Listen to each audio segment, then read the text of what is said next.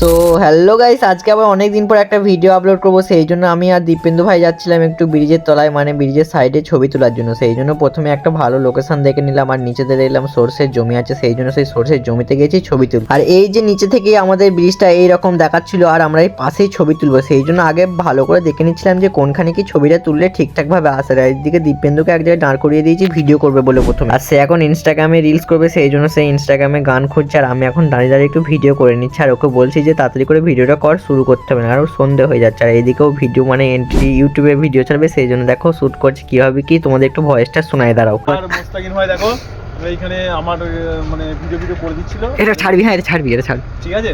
আর এদিকে ব্রিজ আছে আমাদের, যেখানে আমরা প্রতিদিন ভিডিও করতে আসি। তো কিছুক্ষণ ব্রিজে ওখানে ভিডিও করার পর এখন একটা দেখতে পেলাম যে ছোট্ট করে মেলা হচ্ছে, তো ভাবলাম একটু মেলাটার ভেতরে ঢোকা যাক। আর মেলার ভেতরে না ঢুকে কিন্তু আমরা বাইরে দিয়ে একটা ভিডিও করে নিলাম। আর এখন আমরা এইখান দিয়ে যাচ্ছি বাড়ি, কারণ বাড়ি যেতে হবে, অনেকটাই সন্ধ্যা হয়ে গেছে।